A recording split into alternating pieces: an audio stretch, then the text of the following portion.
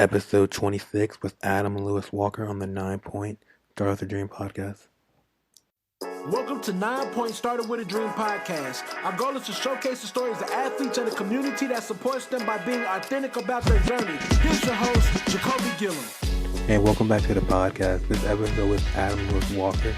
He is a former athlete, he's a TEDx speaker, podcast host, really doing some great things, and a new author of his new book, Awaken Your Alpha. So we go through his journey, what he's up to, and some great information to kind of help you guide your journey. Hope you enjoy, and let's get to it. So I have a question to start for everyone that comes on is, when you were younger as an athlete, what was one of your bigger terms of goals you wanted to achieve? Yeah, that's an easy one. That's real simple in terms of big goals. Olympics. I was obsessed by the Olympics because for the Americans in the room, it's we call it athletics, but it was track and field. That was my thing as an athlete. Track and field, pole vault specifically.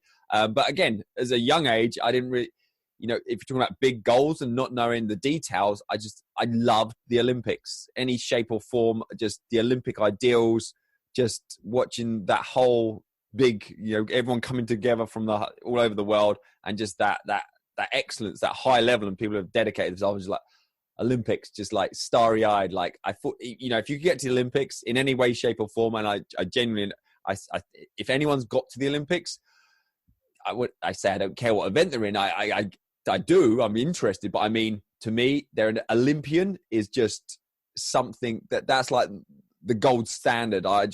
If I could have got to the Olympics in any shape or form, that would have been like the dream scenario, and it didn't happen. So that this is the reality, and the reality is it doesn't happen to a lot of talented people. We've talked about injuries just briefly before the interview. all it takes is one injury. You've got to have the talent alone is not enough. You've got to have the mentality and the support network around there, and also the timing. We talk. You could be the world number one for 3 years. The Olympics comes round and you have an injury that season.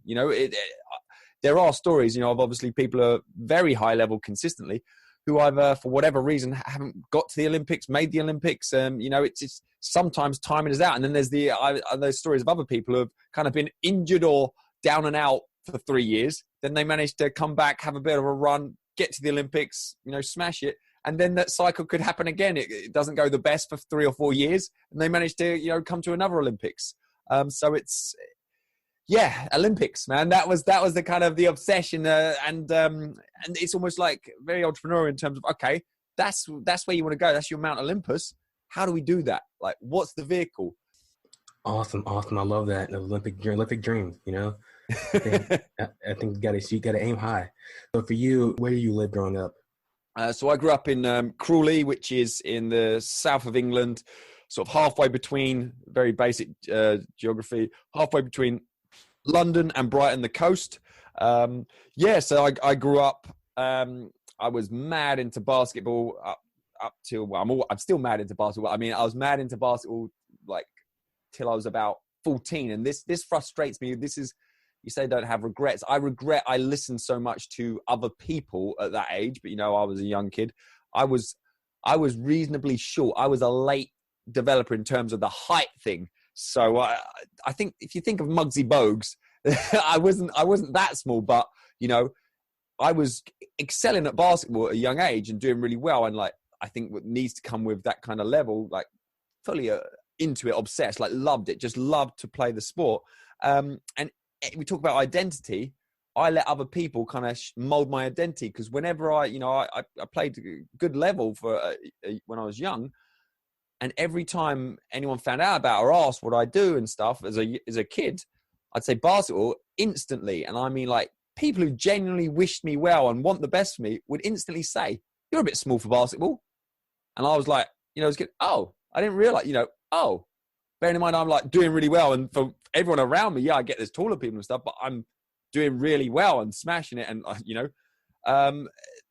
and unfortunately that slowly trickled into my subconscious to the point that took away kind of any long-term aspiration, because I was like, wow, I'm awesome now, and looking back at it now, I believed it couldn't go anywhere, because I basically was told repeatedly that you can't. And then when I see stuff, it's almost like when I saw someone like Muggsy Bogues or a Spud Webb, or even in recent times, I've forgotten his name, the shorter guy who won the slam dunk competition, who's 5'8", playing in the NBA. This is recent times.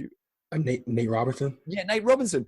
And when I see him, I'm like, I feel like, these hundreds of people like going, hey, what about this guy? You told me this couldn't happen. So it's frustrating because I did pole vault and kind of switched lanes a little bit, but I was doing pole vault and looking at it at that stage, I was kind of the people around me that's where I could go further in. Knowing what I know now, and I did, many years as strength and conditioning coach, the reality is I could have got a lot further in basketball because there's, in terms of pole vault, there's certain physics. If you can't run a certain speed, you can't hold your hand grip up on a certain size of pole. You can't, it's all about transferring of, energy. You cannot go a certain height. And the high level pole vaulters are literally, not far off Olympic sprinters in terms of their speed, what they can get up to. And no amount of training would get me to that level of sprinting. I could get to like a really good level for me, but then, that's kind of the scene. Whereas something like basketball, if you can shoot the lights out from anywhere and you can work at that, then there's a lot of teams you're going to get on regardless of height. And, I was looking at someone like Muggsy Bogues. He was so short, he turned what was apparent weakness into advantage. All the tall players trying to get the ball off him with his quickness and the fact that he's literally round by their knees. Yeah, obviously he was an absolute legend. And I think it's important to try and be aware of the stories, other people's stories they put on you.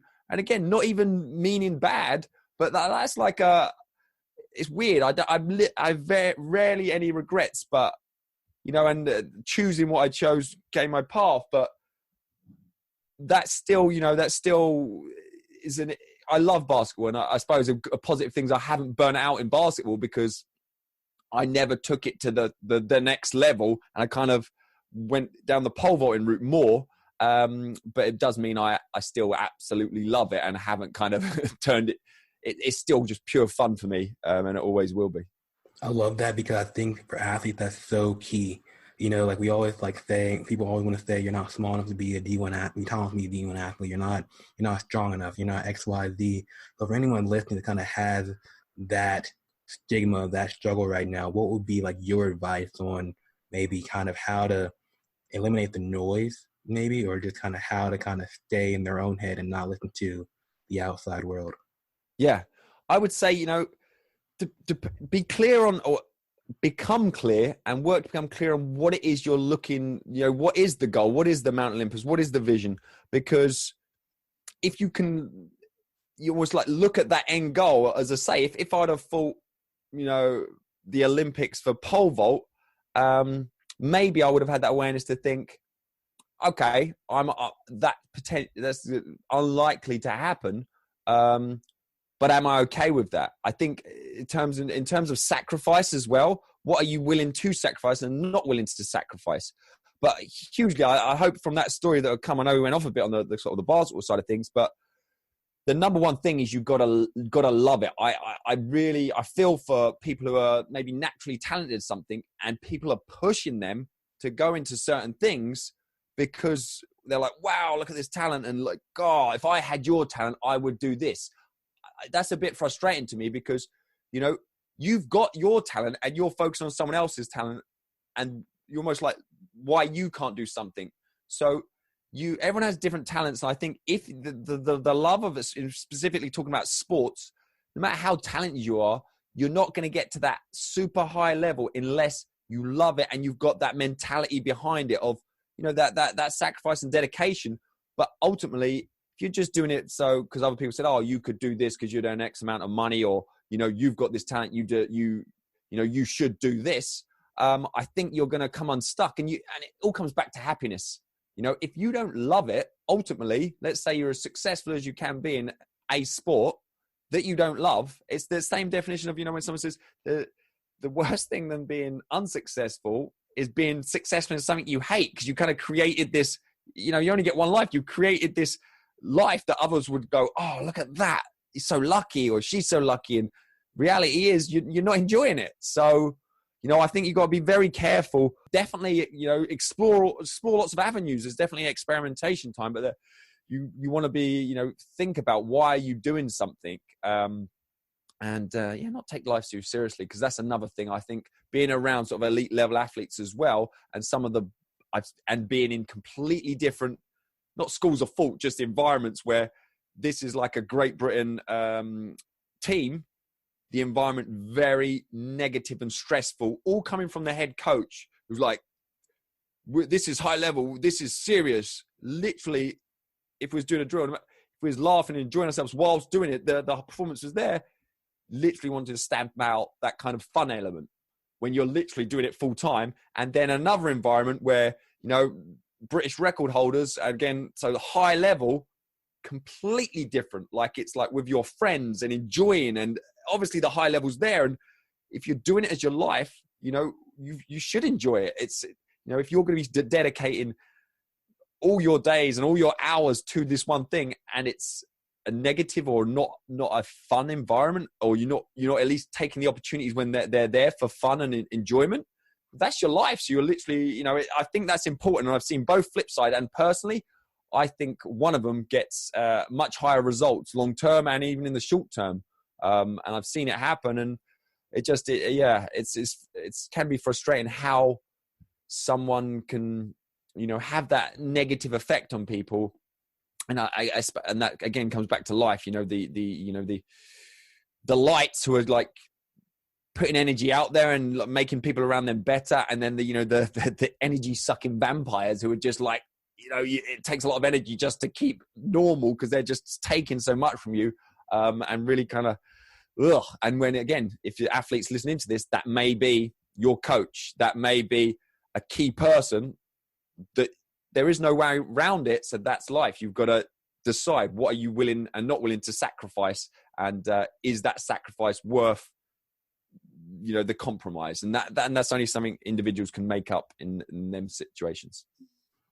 Okay, so sacrifice. And I think back to that, sacrifice is so key because you sacrifice a lot being an athlete, right? Like you're sacrificing time, sacrificing your money, like you're saying, and like that. So for you in your career, when you want to pursue that Olympic dream, you want pole vault, when did that switch turn from you? Like when did it kind of say, all right, this may not be the dream where my future is going? Yeah. Well, it's interesting. Again, everyone's situation is different. But in terms of the pole vault, I did love pole vault, which is a good thing. I did love pole vault a lot. And I felt like I was just getting going because obviously as a young man, I had a Gilmore's groin. I tore my groin at 21, and obviously I would compete at a lot of university. Universities in England have quite a drinking culture, so I was like that mix, just the reality of, you know, pole vaulter, and I competed hard, I worked hard, I play hard. So coming out of that, tore my groin at 21. Now I'm more into adult life. The knock-on effect of that, you know, the little injury after little injury, and, you know, I was working as a teacher, which fitted perfectly to the track and field lifestyle because we had the whole summer off is when I competed. So I was I felt like I was towards the end, a semi-professional athlete in that sense. I mean, in England, track and field, the professional athletes are literally a handful. You have to be winning medals, major championships, and then you get funding. So before that, good luck. And that's fine because, again, you don't compete in track and field in England for money because there isn't none. It's because you want to, you know, get to the Olympics or for the love of it. So I didn't have I had my personal best or personal record as well at 21, tore my groin, and then injuries after coming back, trying to get back to that level, injuries, loads of little things. And then I got back to sort of 26, 27, 28, started to get injury free again. You know, I've learned a lot from strength and conditioning, changed a lot of things up, and started to get back into that groove as you know, for an athlete, you need a few consistent seasons to kind of start pushing the bar higher and higher. Because kind of if you have to not start again, but if you get an injury, it's kind of like that rebuilding process. So I got to 28 years old, you know, injury free, and starting to have the best season. Coming into a pole vault was probably prime, is probably 28 to 32, around that. I know it's for a lot of athletes. I know for strength, sort of more throwers, they can hit that a lot later, their prime. But yeah, so it was all looking good, a nice setup. And yeah, I got a personal best that season, the first time in, you know, 6 years. So it's been a long time coming, staying with it. And I really thought I was getting into it. Started to get into bigger competitions. Got my first kind of international for pole vault. Really enjoying it, and enjoying it more because of the maturity and the experience, and knowing the years of injury and coming through that, and just enjoying my athletics. Traveling a little bit, competed with alongside an international select team in Ireland against some. In the international select team with some Americans, like high level to an athletics fan, high level sprinters that I've seen on TV, and I was in the same team as them. That was and that was literally just a taste. It was just starting. And then I got into the UK Challenge final, which was kind of like a points league system over the season. It was good because it wasn't just, you voted the highest, it's going to be the top 10 in the competition. It was, okay, it's a point. Who can be consistent? Who can, you get certain amount of points for certain victories and certain heights throughout the season. There's, certain select events. So it kind of rewarded consistent, skillful vaulters who can, turn up and produce results. So there was you can build up points. So I managed to get into this competition, the UK Challenge final. Whereas a lot of times in athletics, it's kind of, if you don't vault all season or don't compete all season, you come out and do one race or one jump and it's very fast or very high, you're ranked number one. For this league system, it's a different thing that I was trying. So I got into the competition. So on paper, I was probably, I was definitely an underdog. It was one of the bigger competitions I've been in. And so family members who'd never seen me vault, from my wife's family, like a lot of people come, the pole vault's right in front of the stand. It's the middle of the summer. And so as it is in England, it was just horizontal rain. It was an absolute mess. And I turned up and they'd already said in an email before, which is quite rare for England, if the conditions aren't right, we've got the indoor facility right there. It was an indoor hall with a warm, and the pole vault's already set. We can just go inside, not a problem. So we turned up, horizontal rain. It couldn't have been any worse. And all the pole vaulters were like, are we vaulting inside then? And the officials like, no, we make that call. We're going to vault outside. And we're like, oh, yeah, pole vault's not dangerous enough. Let's go for this. So, one landing on the pole vault bed is like going into a swimming pool, number one.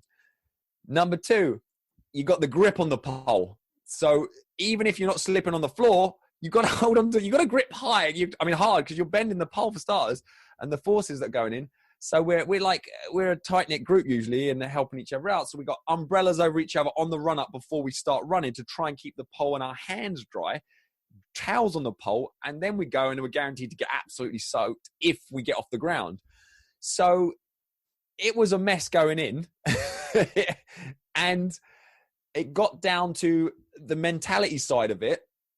What are you and what are you not willing to sacrifice? And that kind of rocky mentality. And also, I lost perspective. I'm going to put it out there, and I take my own responsibility for that. I was doing really well because, looking back, other vaulters were probably thinking about personal preservation a little bit better than me. Whereas I was focused on, look, this level, when it's bad conditions, it levels the playing field because it becomes a much more mental game. The best vaulter on paper there on that day was definitely not the best vaulter, because it's like, okay, in the simplest term, how big are your kahunas? Because it was scary. It was worrying. It was higher chance of injury, as we're going to talk about.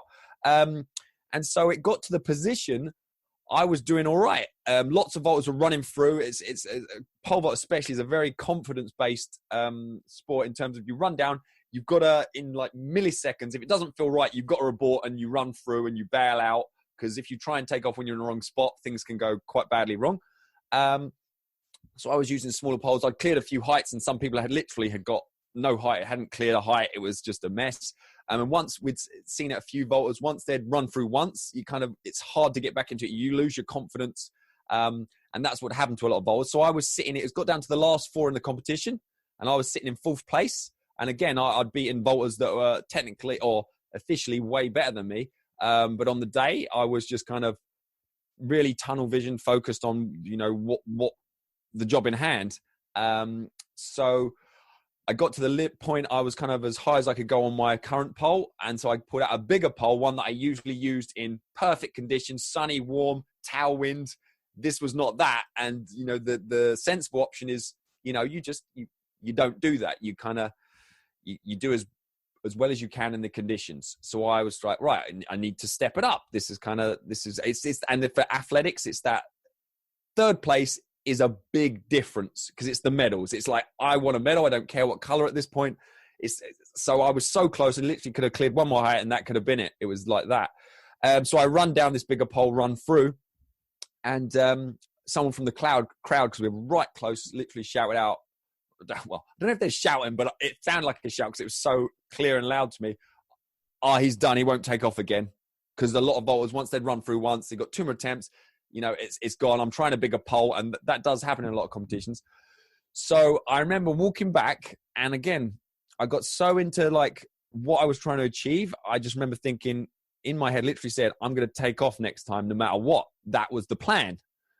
Because it didn't feel right. I probably was a bit too close, and I run through. So second attempt, I came running down, and also, which we'd kind of complain about as well, the run up has drainage sort of either side of the where you're running on the track, and then it was concrete on the side, and something was blocked, or the last 10 meters where you actually jump was just a block puddle on the actual turf on the run up. So it was, with spikes as well, if you come in and put your heel down first, which I used to take off in the wrong way quite a lot like that, you're just going to slip. And so long as I'm on my toes, the spikes are gripping. But if your heel comes down first, you're done for. So I ran down. I got a little bit close, and me and my brother could both do this. If you take off close, you can muscle it out. It's a lot harder, but you can vault like that and get away with it. So I run down. It didn't feel right in that split second, and I still went for it. And my heel came down first, and it slipped on takeoff. And I remember actually saying it that season, because a lot of people have been, people mention it. I'd never had any knee problems throughout my whole career. Literally pristine knees going into this scenario. And in that split second, I tore my ACL, dislocated my kneecap, my patella, and tore all the meniscus cartilage off my bones and bruised the bone ends, I later found out. And it is easily the most painful thing that's ever happened. I felt like Mr. T. I wanted to be knocked out, because it was like out of body experience, and the pain. I wish it was more adrenaline. When people say, I didn't feel the pain for a bit. This was just, it felt like my leg had got snapped like the wrong way and literally just ripped apart. It was awful. And I just remember I couldn't stop like screaming. And I was just aware that my family were there, and I was just thinking, shut up, and I just couldn't, and it was just awful. And long story short, after that, that was the end of pole vault in any way, shape, or form by far. When I was still in that athlete mentality of, how quick can I get back from this injury, because the other injuries had happened, and you always do better than they kind of say if you've got that mentality. They were like, no, I don't think you get it. You need to think along the lines of, being able to play basic sports with your kids down the line. I was like, still didn't sink in for a bit, but it's, it took a while, like 2 years of crutches, 3 operations combined. And it took a good year for me to sink down. I said that shock and that realization to really ground zero. And like, again, it's easy to label it now, but properly depressed, like the identity thing. I was a pole vaulter up to that point. From that, without no choice, I was literally just felt like nothing. Man, I felt every word of that, because I kind of lived that same story. Like you said, you had this big dream, that you wanted to achieve, and then in 1 second, one play, one step, and it's all gone. Now I know a lot of athletes do that same thing, like you said, the identity process. So once you kind of lost that identity, the atom, the pole vault atom, the athlete, how did you work on your mindset to cope with that, this newfound self you're coming into? Yeah. Well, up until that point, I'd say a lot of my extra time and focus was on pole vault. I mean, the dedication it takes, it was, it kind of created a big vacuum and a lot of time and like that space. And what do you fill it with? And looking back, I mean, later, and I was sitting there, my knee had swollen up like an absolute coconut, and actually my lower leg had turned almost like a block of wood. It was just, everything was swelling up because I'd gone on they said I was okay to go on the plane, which I later found out was a huge mistake from the NHS, and it could have really gone bad there. That was the first time I stumbled across sort of like an entrepreneurial type summit, or I'd never gone to any of that sort of stuff before.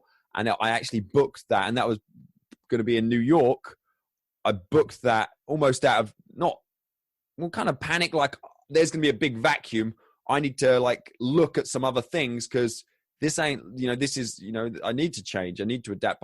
So that was the first thing that switched me going to that sort of stuff. And I still, things that have happened now, I still got connections from that.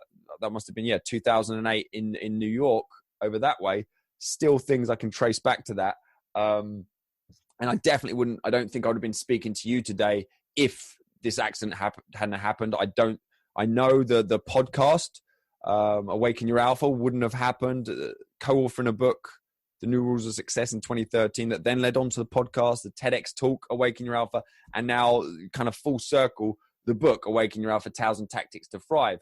I can all trace it back to kind of, I'm sure great things would have happened the other way, but it would have been very different. So, we all have a different route. And I think it's just, making the best of the reality and not, wishing this happened or, beating yourself up over stuff that's gone, that's the past. And even worrying about the future, there's nothing you can do. You only ever have the present.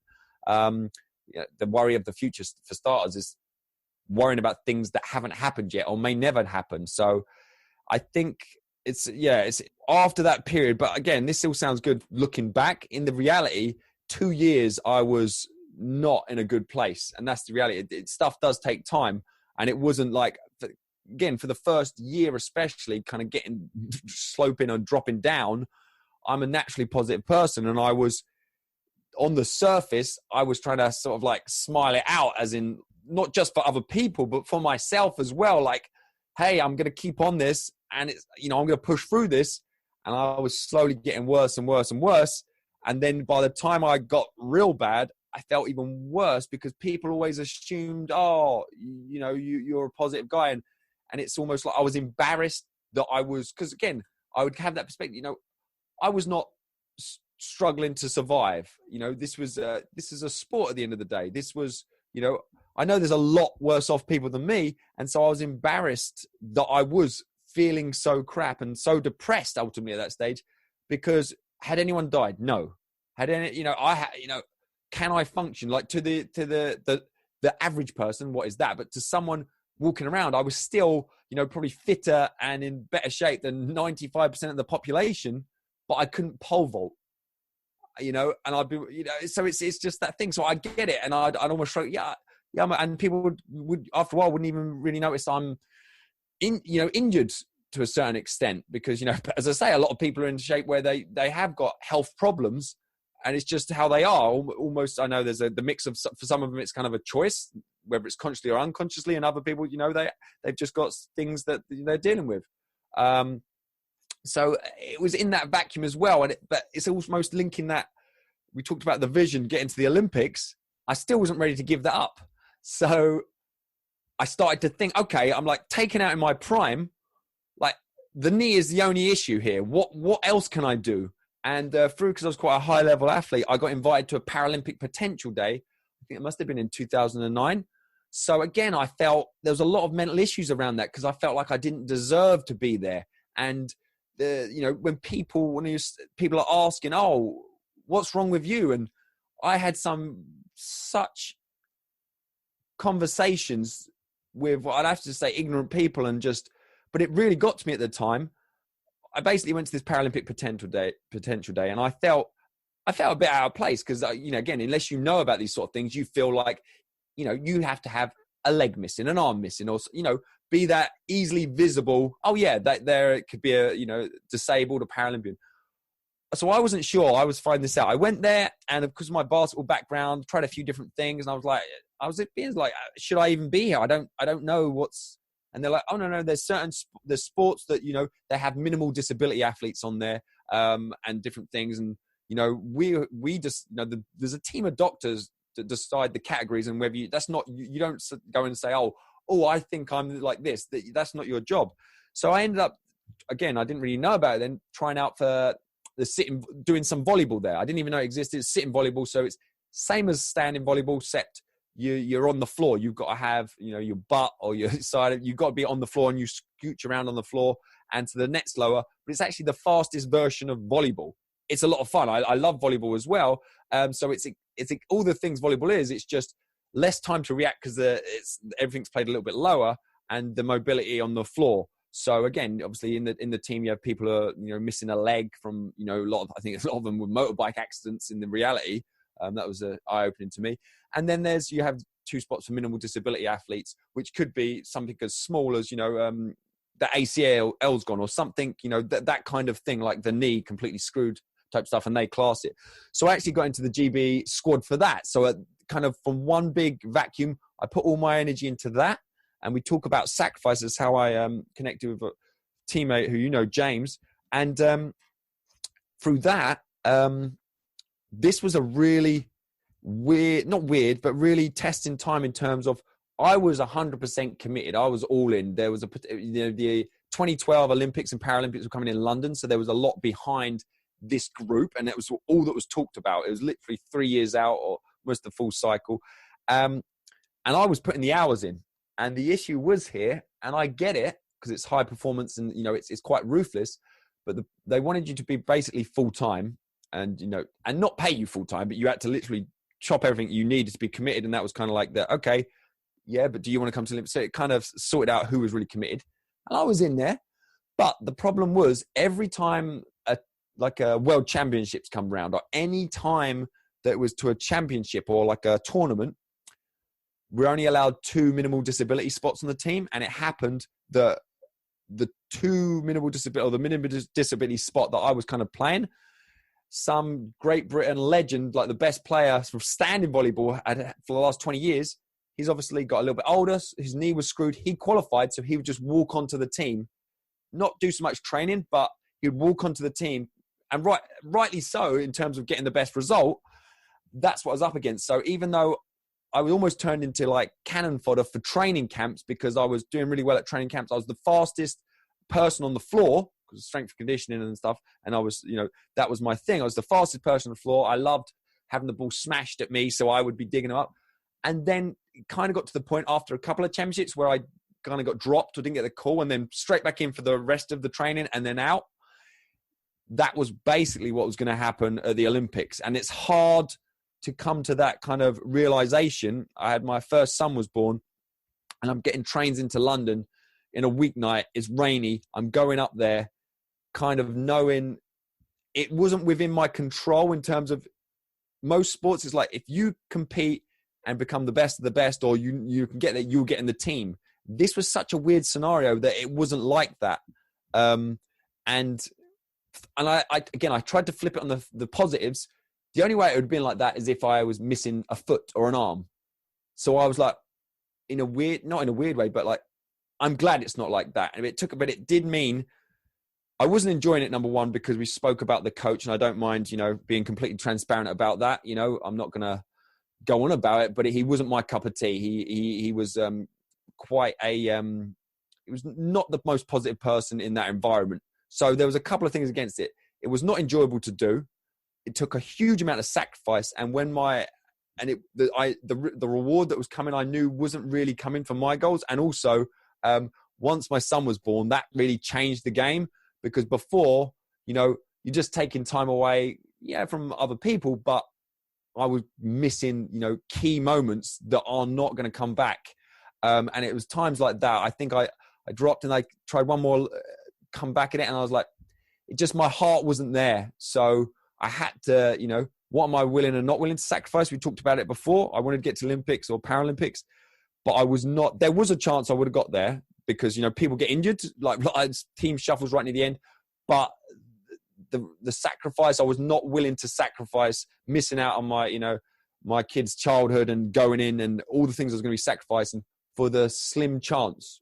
And so that had to be really honest with myself. And it's a tough decision, but it was the right one. I definitely don't regret that. And then, you know, I saw my teammates go to the Olympics and all the experiences, because, you know, they competed on the Olympics. You know, they got, I don't know the details, but they got quite smashed. They may have won. Like, the performance is irrelevant. It's that, you know, that Olympic experience, being in the athlete villages, you know, I saw all the stuff around it.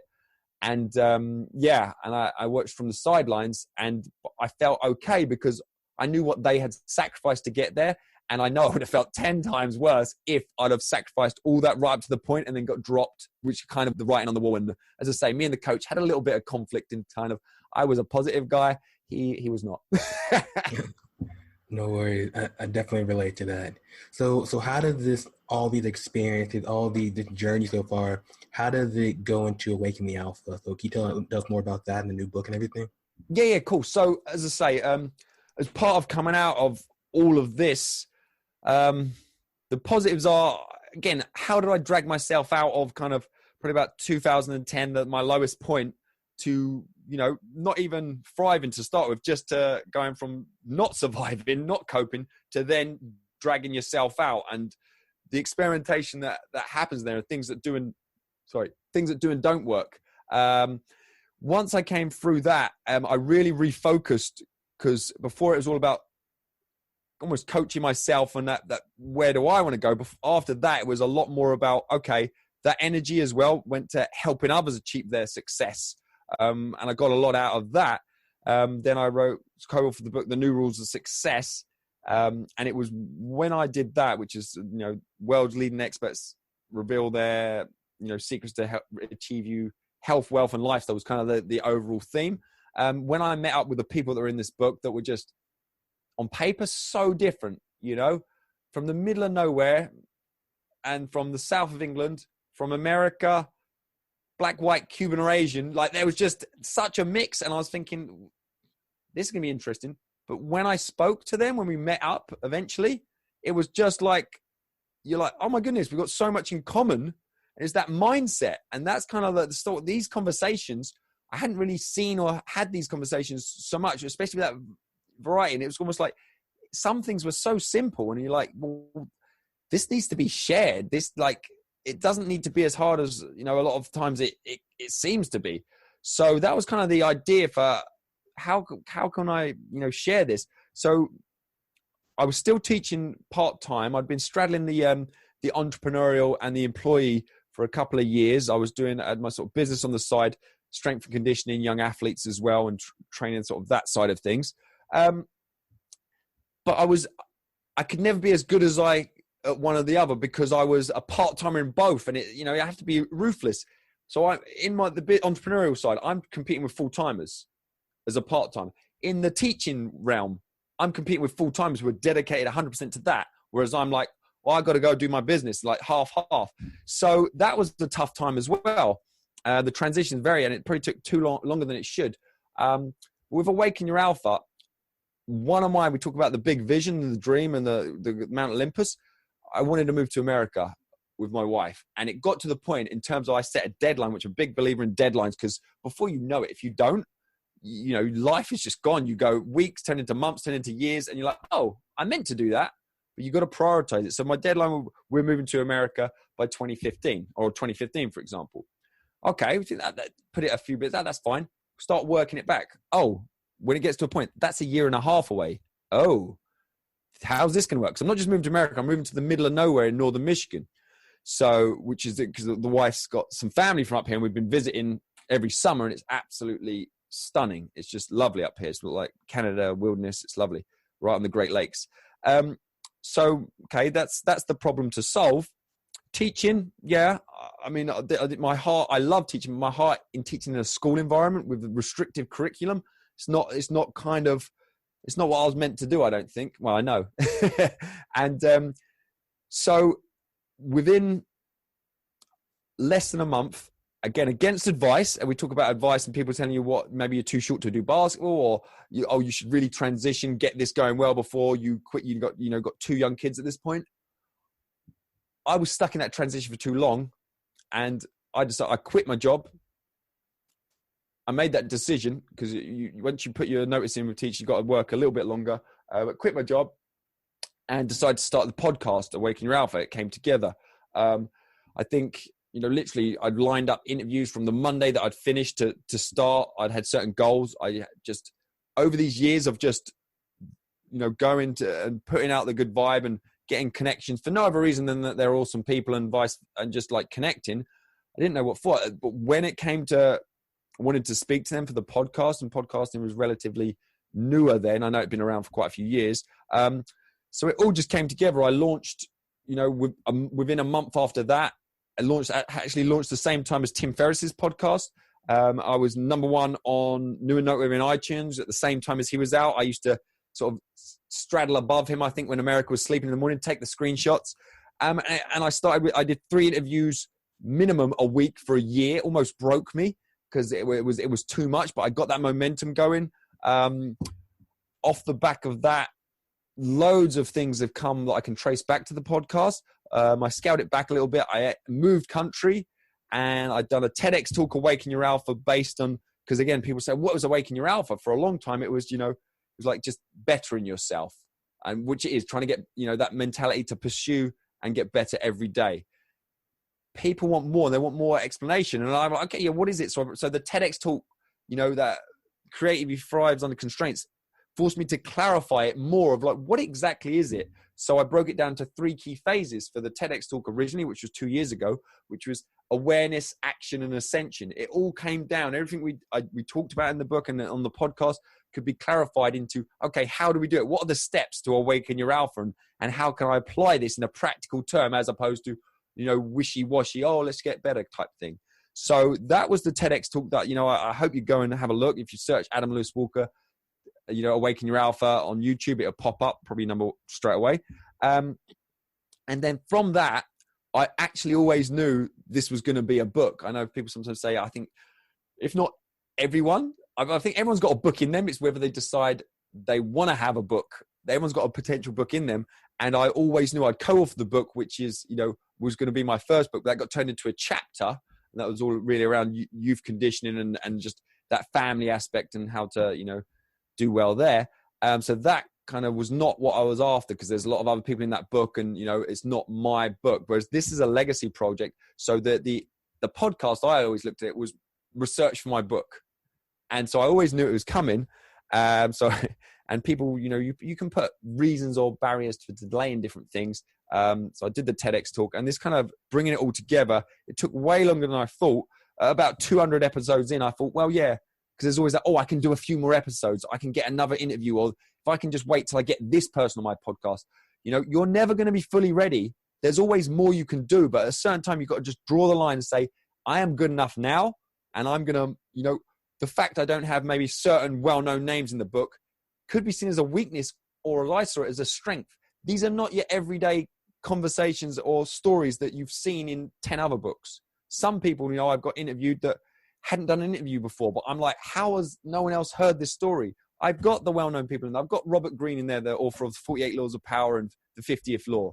I've got absolute world beaters in here, but you might not have heard their story or their take. And I've even missed people out that you think, oh, they should have been in the book, because it's not just a random collection of stories. They're there, actually, Tom Cronin, who's in the book, he's an Australian who's like a meditation master and founder of the Stillness Project.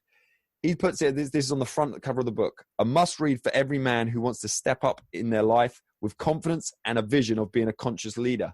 And there's a framework around it.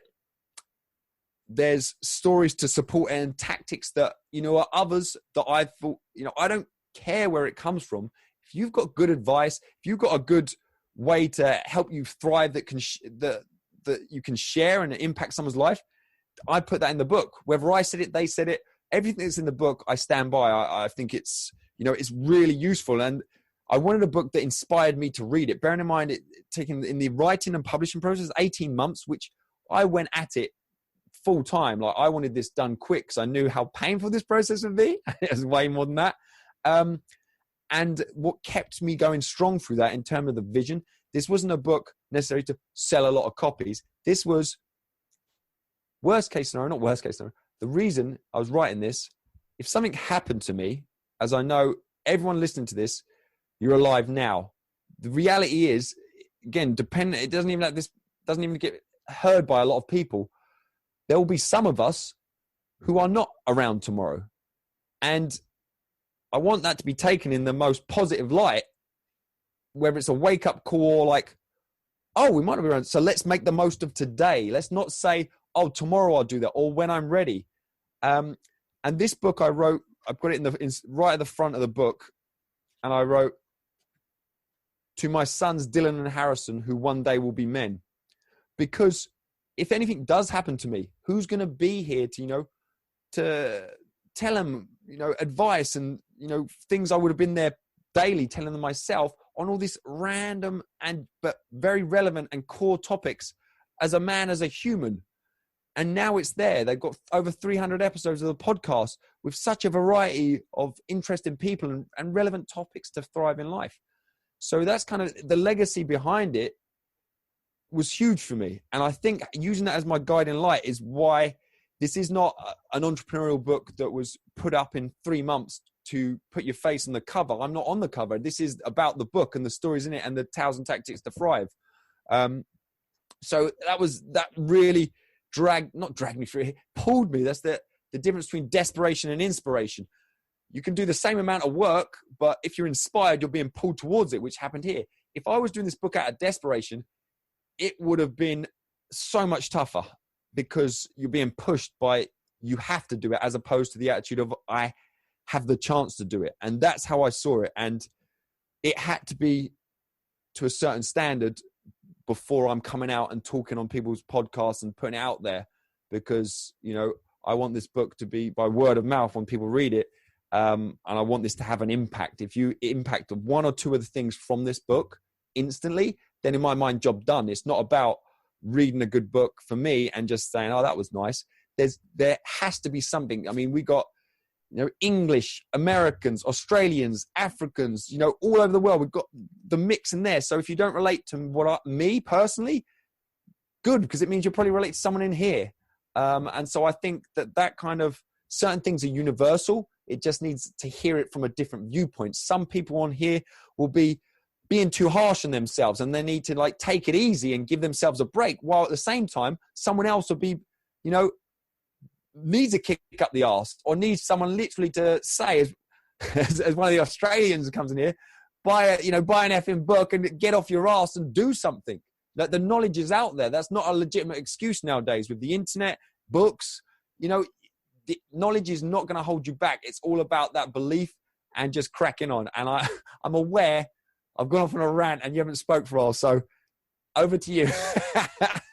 No, dude, that's so perfect, everything you said. I don't know, because I feel like we kind of all have our own, like you were saying, our own kind of quirks, right? And our own kind of things that we're fighting, whether we think we know it or not. And I think your book is really going to hit all of that, because for me, I think I fall in that first category, I'm too hard on myself.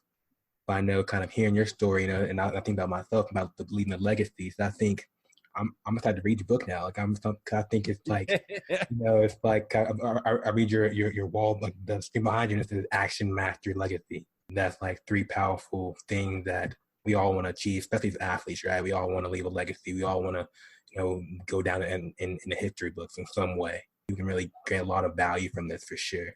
I mean, linked on that, I mean, just one of the things, from the book directly, it says we all have limitless possibilities to create our life. The difference is being aware that it is a choice and then having the belief in ourselves to start living that choice. The key to high performance is to awaken your alpha each and every day. So the point is there as well. It's not like a one-time thing. People are like, "Oh, you still awakening your alpha?" I'm like, well, yeah, daily. That's the point. That's, it's like washing. You don't say, "Oh, I did it last week, I'm good." You need to do that daily, or you're going to stink in life and in reality. So I think that's one of the key things to me. And whatever that means to you, it's about unleashing your true potential. It's like shining as I know, because this is what I'm all about. But from the solar system, the alpha means the star that shines the brightest. From the animal kingdom, it's, to achieve the highest level in a society or a dominance hierarchy, but it's not to dominate others. It's to achieve the highest level in areas that hold importance to you. So if you don't care about something, then that's not part of you awakening your alpha. But there are certain core things that, if you're honest with yourself, you cannot be truly happy unless your body, your energy matches your aspirations. If you want to earn loads of money for whatever reason, your ability to go out there and make that happen is going to be limited by your energy. So it's all connected. So, and the same thing, if you want to have a massive impact in the world, but you literally do not have the money to survive, that's going to affect your ability to be able to spend a conversation in the middle of the day, sharing the word or dedicating the time to write a book. So it's really, I'm very obviously passionate about this. And some of the stuff the guys who I've interviewed and the girls who have interviewed on the podcast just really inspire me. And reading the book, every time I have a little look, I get sucked in as well. And it's got 31 actions throughout the book. A lot of times they're called questions to answer. I call these action boxes. And, some of them are very brief, but it's just, the point is to action stuff like that day when you read it and just have a think about it and just start to, open your mind a little bit. And even if you think, hey, I'm fully alpha now, my mind's, I'm open to this, I'm smashing it. This book is still for you, because this is about, as I say, this is about, okay, can you get the thing in there that's going to give you the extra 1%, and then the extra 1% the next day? It's very, very rarely, I'd almost say never, about these big one-off gestures. It's about the small daily actions that accumulate, and it's about being more consistent. If you find yourself, and we lightly touched on, depression, feeling down. If you find yourself feeling sad and like crap more days than not, that's not just I'm feeling sad and I'm having an off day. That's creeping towards depression, and it's not normal. It's not okay. Don't just let it slide. You've got to try and be proactive. And the worst thing about it is when you're starting to go down that route, it's the last thing you feel like doing is the things that will actually pull you out of there. And you have to hit rock bottom. I know men's suicide is like 3 times higher than women in the UK because guys don't talk about it. And we do. You have these high profile cases of someone who looks like on the surface, they had it all. And everyone around them thinks they're smashing it. They're legends. And if they'd have said anything, they would have been there for them, but they don't say anything. And then, I just hope anyone listening to this doesn't take it that far, because there is no way back from that. But until that point, there's always a way back. Talked about, there's an Australian here, kind of come from that Wolf of Wall Street type environment where he burnt himself out and he was to the brink. And I think something he talked about inspired me. There's always a way back, but the reality is the further down you are, the longer it takes. I think it's just that natural, balance. If it's taking you a while to get down there and you've gone down and you're really low, it's going to take you a little while to get back. But literally baby steps. If you can feel 1% better than yesterday, don't beat yourself up, because that's on the right way. Feel 1% better the next day. And all you can do is, get better every day. And the other thing is, if you have a particularly bad day, and this is not necessarily talking down when you're down low, but if you're just, you're doing well and some days you're not so good. If you have a particularly bad day, what happened that day? And on the flip side, if you have a particularly legendary day where you're in the flow, everything feels easy, but you're getting stuff done and you're smashing it, confidence is high, and you're like, this is it. What did you do? What specific things did you do that time? And a lot of times there are clues, success leaves clues. So many times, if I'm feeling a bit off the ball or losing my way, I'm just not feeling quite, as I know I should be. Sometimes I look at things. A lot of times it can be the simple stuff. Have I let my discipline in what time I'm going to bed slip? Have I read a few pages from the right stuff, a decent book consistently? A lot of times it's for whatever reason. There's always reasons, as people will tell me. I'm sure people can come up with 100 reasons. You can have reasons or you can have excuses. You can't have both. So this is a personal thing. A lot of times it's because I haven't read what I usually do, or I've lost the consistency there, or you get lazy, and by lazy I mean it's not you're sleeping more. You're lazy to have the discipline to go to bed at a certain time or get up, and it has that knock-on effect. And simple things like sleep and nutrition, and what you're feeding your mind is huge on a daily basis. So if you think of the effect of reading, the right stuff, a few pages every day can have, most people are not defending or taking as much care of what they put into their mind as they are what they're putting into their body. And some people don't really care what they put into their body, and that's why the results show. So I think it's very important if you're around toxic environments and there's no way out, there are still ways to mentally remove yourself from that environment if you can't physically get up and leave.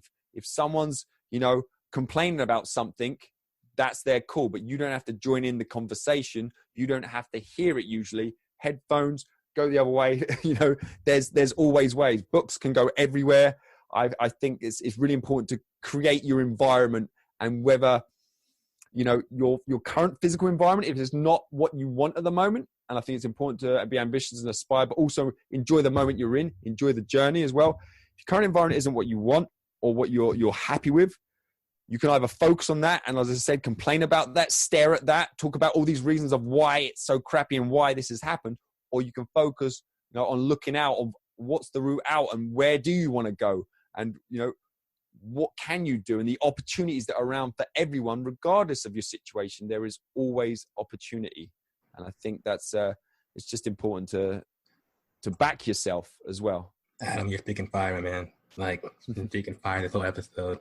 So when can people get the book and when it's coming out?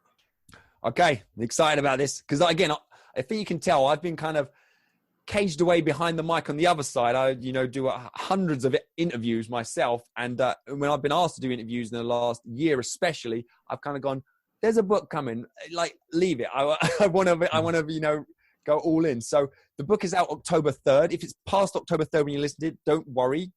Go straight onto Amazon and get it. It's available worldwide. Up until that point as well, so Awaken Your Alpha 1,000 Tactics to Thrive, there's pre-launch bonuses. So www.ayalpha.com/book. Hopefully we have the link here. You can go there and it actually has, it's not just the buy page, it actually has like a bit of information about it, testimonials from people like, I'm going to say it, legends from around the world who've read this book and it's had an impact and they love it. So there's reasons. I mean, if you're a woman listening to it and you appreciate the message going in, there's also explain like why would you read this? And I've got a launch group at the moment that are going through this and reading this, getting a sort of an early advanced read of it. And there's a lot of women in there and they're really loving it, because Tactics to Thrive are universal. I wrote this with kind of my muse as my boys. So I and my background is I'm a man, obviously. I do think that if we're looking at high performance, when it gets to the high level, I understand the man's mentality more because, that's just the nature of the beast. So in terms of a woman, I want you to read this book because the stories, the stories that are in there are universal, but also it really to understand the men in your life better, either to deal with them or understand what they're going through. And also, I think this is a great thing to pass on to that, slide that to the man in your life. And I think, I keep saying I think, he will appreciate this. ayalpha.com. So it's ayalpha.com/book. There's bonuses. There's the worksheets that go behind. I'm trying to think what other bonuses are. Lots of cool stuff in there. There's a video series for those who get in before October 3rd. There's a giveaway. And I'm also having a live Q&A webinar meetup only for the people who've bought the book and got involved with the book and are reading the book before the launch, so we can just hash out all these questions and discussions like we're having now that will come from the book. John Romanello, who I really enjoyed interviewing, and again, he wrote the book. It was the New York Times bestselling author of Engineering the Alpha, where Arnold Schwarzenegger, who I'm a big fan of, wrote the foreword to. I interviewed him and he's read the book and had a look at it. He says about this book, Awaken Your Alpha outlines an effective model to help you identify, isolate, and address the differences between the man you are and the one you want to be. So that's John Romanello. So this has been a long time coming, and I'm very happy with the results. Ultimately, I did not want to hand this to my boys because my oldest is 7. He's a big reader. He got copy number 1. He's dived in. My wife, it made her cry in a couple of pages. That might not have that effect on you because she's a bit close to the source, but she's absolutely loving it as well. So lots of positive reviews so far. This book is going to be around for a long time. I'm excited for you to get it, to have a photo of wherever it ends up in the world. But more importantly, tell me what you took from it, whether it's one thing from the entire book. People might think, oh, one thing, that's not much. But one thing that had an impact for you. It's all about the results and having a better life and thriving. And that's not to be judgmental to say you're not having a great life. It's a daily thing. How could you enhance, or even if you've got a great life, how could you feel more fulfilled and more satisfied with that? And maybe not just always be striving and doing to-do lists and just turn into that kind of goal setting person. So you're missing being present. And we talk about presence in there. So if that appeals to you, if any of this appeals to you, please do check it out. You know, it's for a very small investment on the book. You know, my aim here is to over deliver.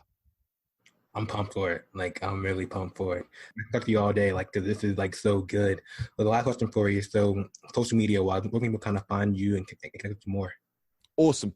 So, Adam Lewis Walker, I use the middle name because, again, I will pop up number one generally. If Adam Walker, there's hundreds of us. So Adam Lewis Walker online anywhere. Facebook, definitely connect with me. I'm getting close to that friend limit. So just if you send me a message, then that's the easiest way, and I'll definitely, you know, connect with you there. Instagram's, you know, quite big, especially for the book and stuff. I'm quite active on there. So Adam Lewis Walker again.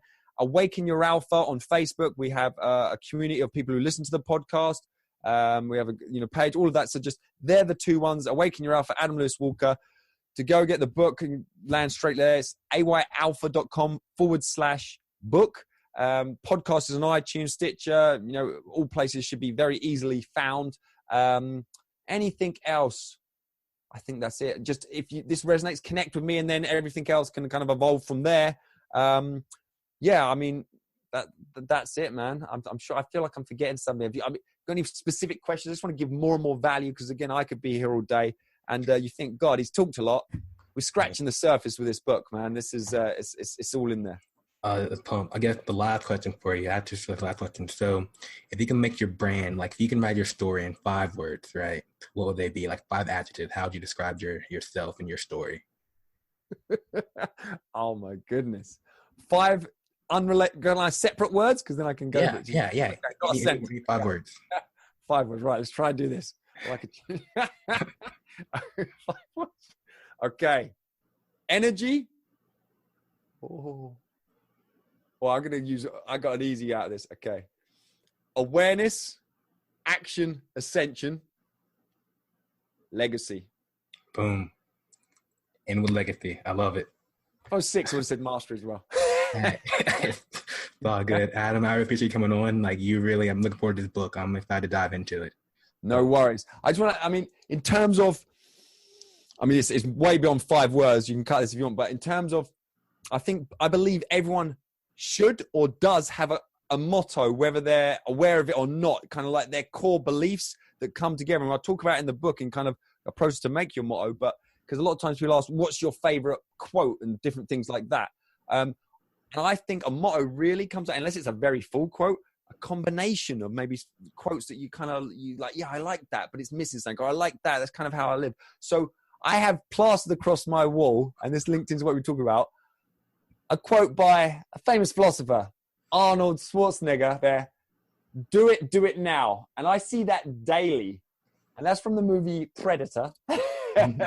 But the point is, it resonates with me. It makes me smile. And this is, you need your own one of this. It's not for someone else. So, oh yeah, I like that. It makes me smile, but do it now. It's about taking action. But then you can't just go into action. So one of my other quotes, and we talked about awakening your alpha every day, Winston Churchill, former British Prime Minister, success is never final. Because, yeah, you may have done great accomplishments yesterday or last year. If you just sat on that, what does that mean for you today? So it's these people, we're all, sometimes you can kind of go into your comfort zone because you've done something and it's like, awesome. Okay. But success is never final. And again, I see that in the positive, don't get complacent. So do it now, Arnold. Mm. Success is never final, but then especially coming into this book launch as well, what I think is huge. And in life, I've experienced this, and I'm sure everyone else has at different times. You look at different phases of your life expands and contracts in proportion to your courage. Whew. And I might have misquoted that, but that's good if I have, because then I'll make it my own quote. But the one I'm leaning towards is Anis Nin, who did that. But the issue is, whenever you feel like small and you don't make the bold decisions and you start going down that route, again, it's that compounding effect and your life becomes smaller. If your goal is just to maintain, then naturally your life will get smaller. If you're courageous to make them bold actions, bold mistakes, then your life opens up. And I need to, when it comes to this book launch and everything I'm doing, and speaking to, if there's the opportunity there, I'm going to take bold action, and I'm going to make mistakes of boldness rather than mistakes of sloth. So at the end of the day, I can know, as we talked about, I did my best, and I'm not wondering what if not now, when, for any projects or ideas that you've got that you're sitting on, crack on. Love it. Mine is by Erwin McManus. Whoever tells the best story shaped the culture. Oh, I love that. That is awesome. Got some stories in here. I'm just getting into the plug-in mode. hey, no, we're gonna plug this to the max on everything we got in 9 points. So I love it, man. Hey, well, thanks for coming on. Like, really, thanks for talking with me, and we'll definitely be in touch soon. Awesome, man. It's been an absolute pleasure. Thanks for listening, guys. For listening to this episode of the 9 Point Started With a Dream podcast. If you enjoyed this episode, please comment, share, leave a review. We would love to hear your thoughts. You can find more athlete-driven content at 9point.com. Till the next episode, you're only one opportunity away.